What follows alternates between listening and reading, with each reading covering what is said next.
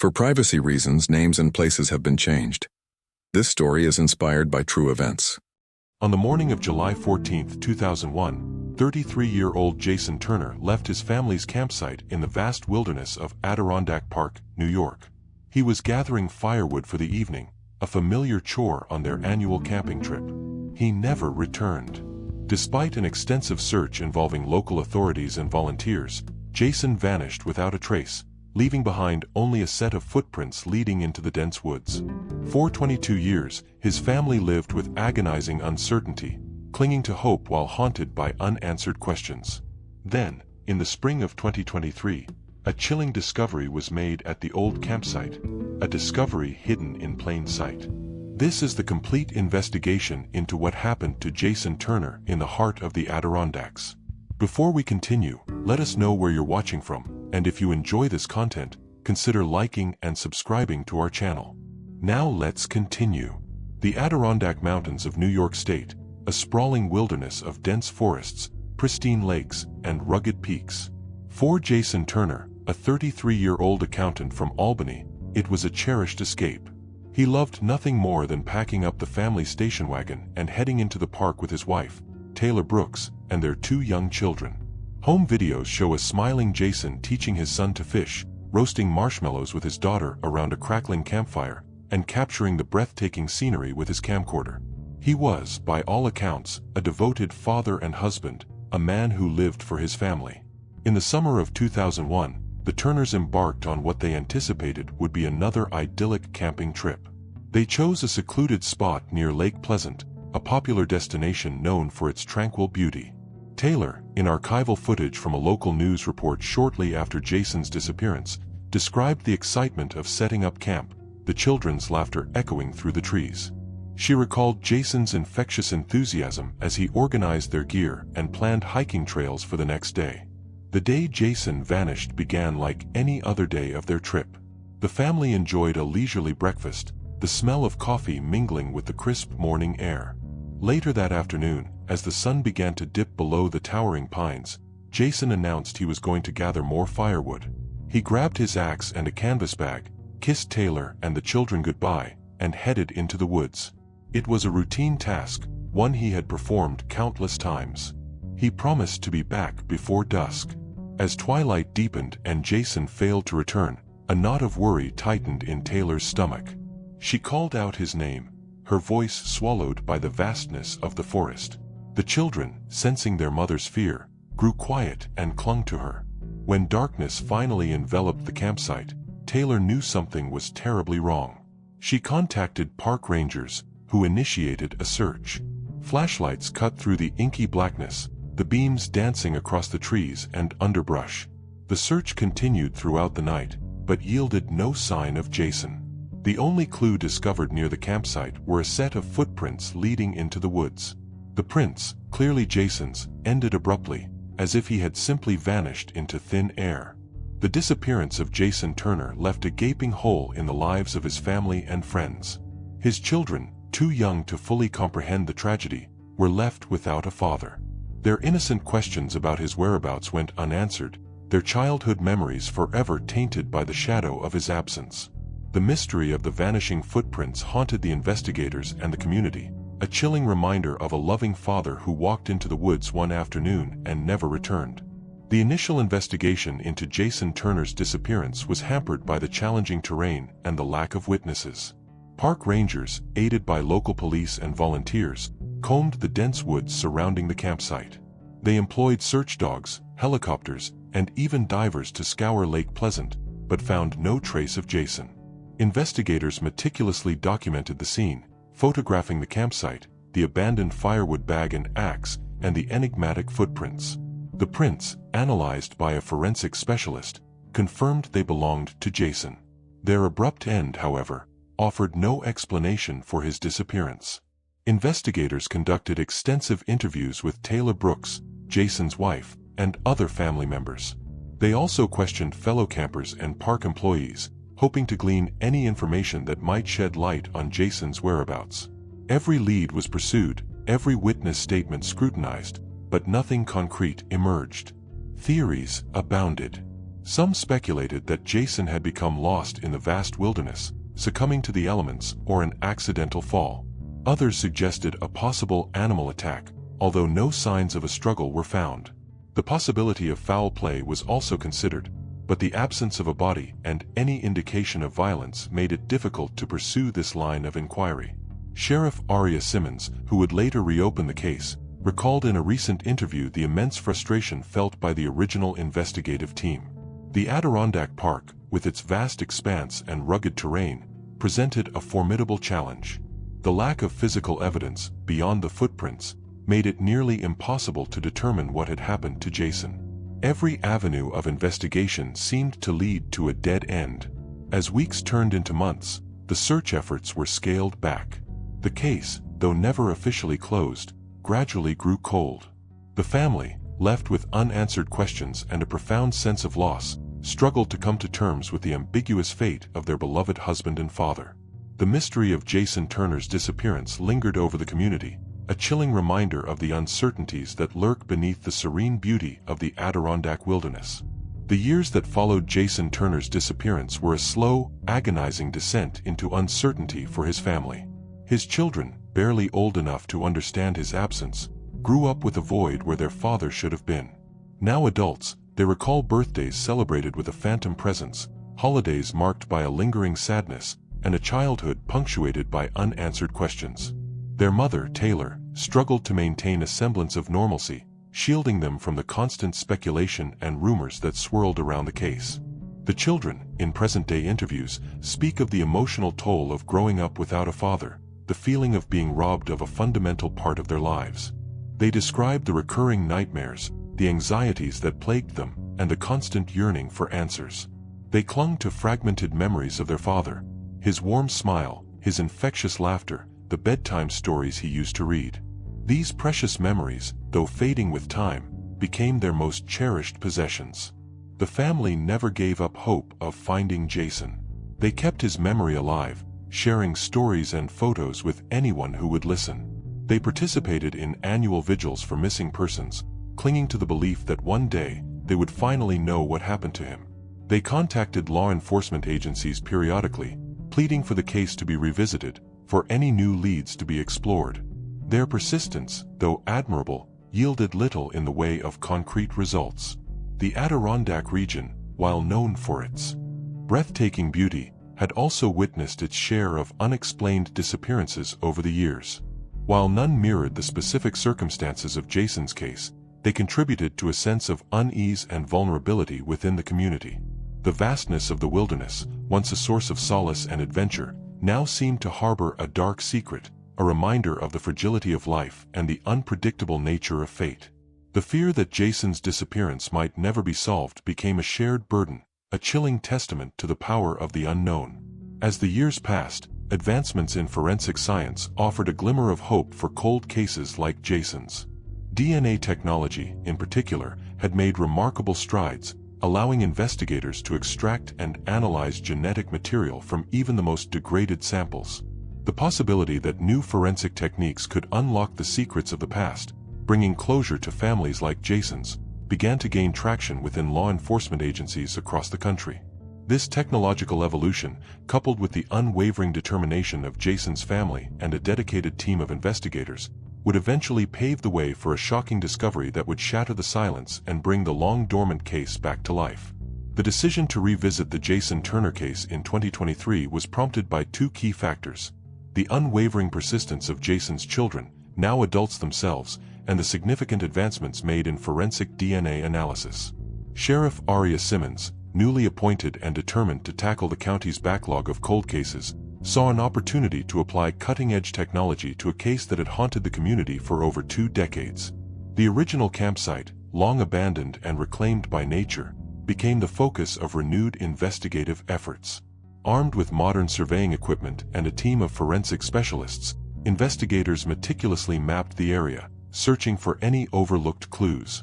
Their attention was drawn to the fire ring, a circle of charred stones that served as the heart of the Turner family's campsite during their fateful trip. The fire ring, a symbol of warmth and family togetherness, would become the unlikely source of a chilling revelation. Investigators carefully excavated the area within and around the fire ring, sifting through layers of soil and ash accumulated over the years. The painstaking process, conducted with meticulous precision, yielded several small fragments of charred bone and several soil samples exhibiting unusual discoloration. These seemingly insignificant fragments, overlooked in the initial investigation, held the key to unlocking the mystery of Jason Turner's disappearance. The bone fragments, though severely damaged by fire, were carefully collected and transported to a state-of-the-art forensic laboratory. Scientists, using advanced DNA extraction techniques, were able to isolate a limited amount of genetic material from the charred remains.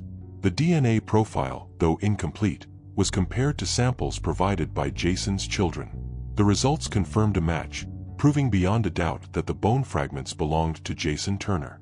This discovery, while tragic, provided the first concrete evidence of Jason's fate, confirming that he had not simply wandered off into the wilderness. The soil samples collected from the fire ring underwent a different type of analysis.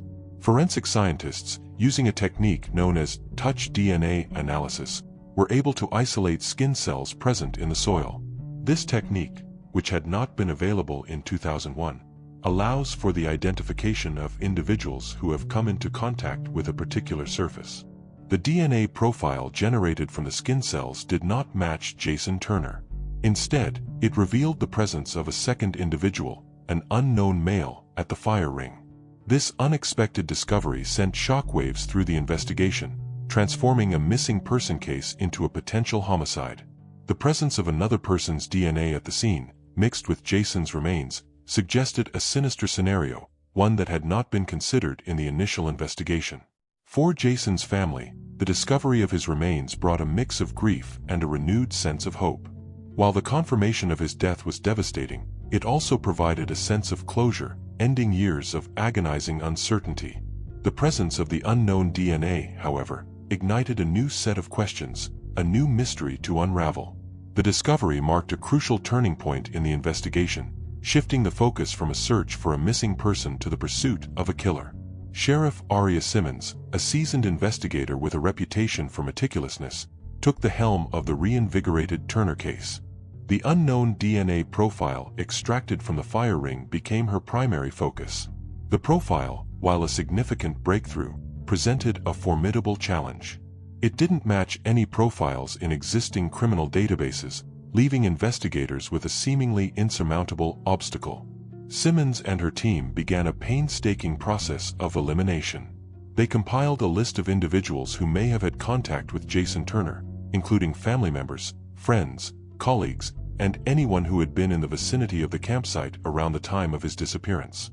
Each individual on the list was contacted and asked to provide a DNA sample for comparison. As the investigation progressed, Simmons decided to expand the DNA search beyond the initial list.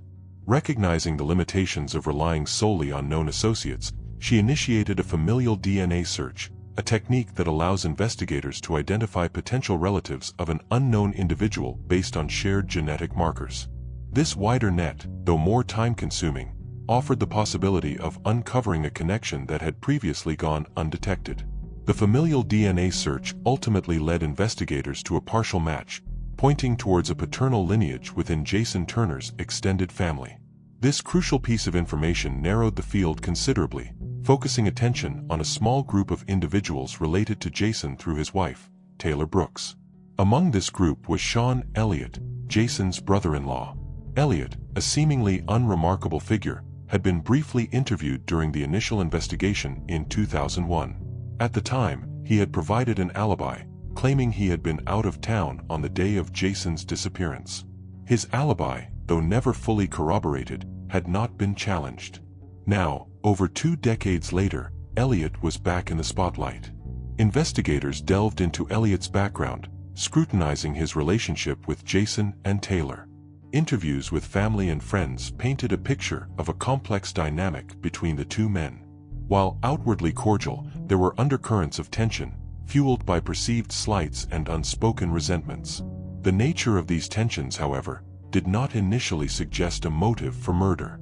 A parallel line of inquiry focused on Jason Turner's financial records.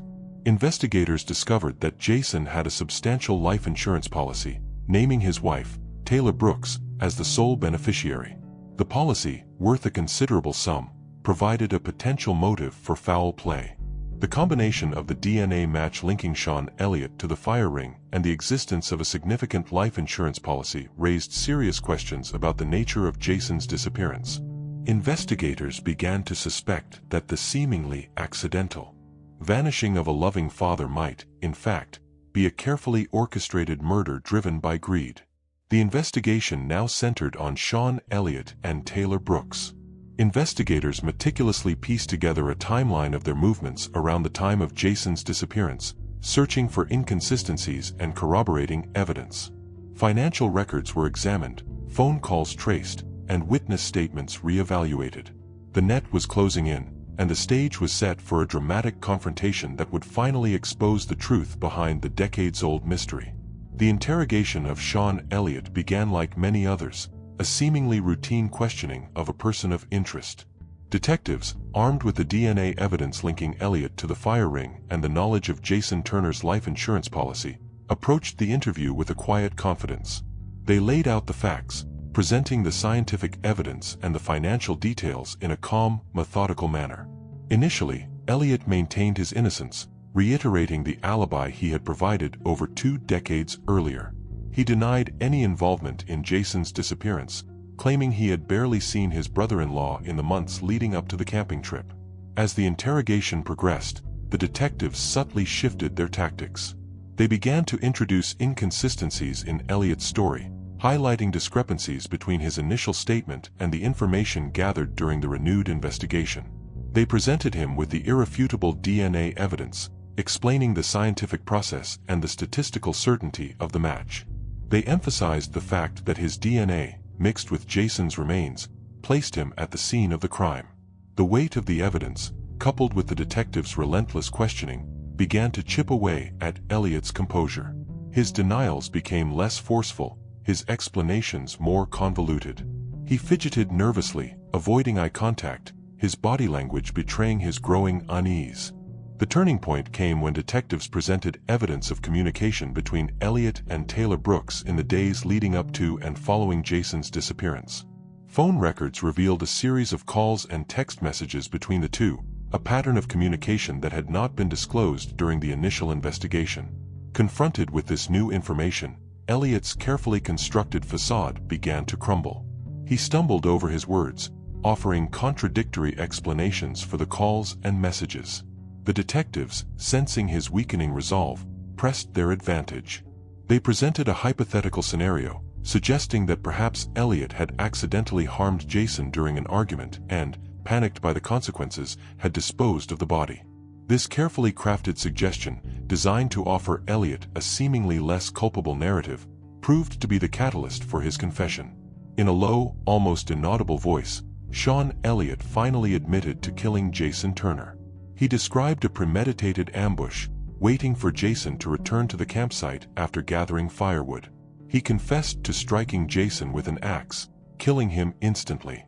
Overwhelmed by panic and fear, he dragged Jason's body to the fire ring, piling wood and debris over the remains in a desperate attempt to destroy any evidence of his crime. He then returned to the campsite, feigning concern and participating in the initial search efforts, all the while concealing his horrific secret. Elliott's confession implicated Taylor Brooks in the crime. He revealed that he had shared the insurance payout with Taylor, who had been aware of the plan from the outset. The motive, he admitted, was greed, driven by the promise of a substantial financial windfall. Taylor Brooks, confronted with Elliott's confession and the overwhelming evidence against her, also confessed to her role in the conspiracy. She admitted to knowing about the plan to kill Jason and confirmed that she had received a portion of the insurance money. She claimed she had been coerced by Elliott, fearing for her own safety if she refused to cooperate. The confessions of Sean Elliott and Taylor Brooks brought a chilling end to the 2-decade-old mystery of Jason Turner's disappearance. The truth, buried for so long beneath layers of deceit and deception, had finally been unearthed. The meticulously planned murder, driven by greed and fueled by betrayal, had robbed a family of a loving father and a community of its peace of mind. The breakthrough, achieved through the relentless pursuit of justice and the power of forensic science, offered a glimmer of hope in the darkness, a testament to the enduring strength of the human spirit and the unwavering commitment to uncovering the truth, no matter how long it takes. The trial of Sean Elliott and Taylor Brooks was a somber affair, a stark reminder of the devastating consequences of greed and betrayal. The prosecution presented a compelling case, weaving together the DNA evidence, the financial records, and the chilling confessions of the two defendants. The defense, faced with the overwhelming weight of evidence, attempted to portray Elliott as the sole perpetrator, arguing that Brooks had been manipulated and coerced into participating in the scheme. The jury, however, was unconvinced. After days of testimony and deliberation, they returned guilty verdicts on all counts for both Elliott and Brooks. The judge, in his sentencing remarks, condemned the callous nature of the crime, highlighting the devastating impact it had on Jason Turner's family and the erosion of trust it had caused within the community. Elliott and Brooks were sentenced to lengthy prison terms, their futures forever marked by the horrific act they had committed. The verdict brought a wave of relief and a sense of long-awaited justice to Jason Turner's family, particularly his children. After 2 decades of unanswered questions and agonizing uncertainty, they finally had closure. While the pain of their father's loss would forever remain, the truth had been revealed, and those responsible had been held accountable. They spoke of the emotional toll of the trial, the reopening of old wounds, but also the profound sense of peace that came with knowing the truth.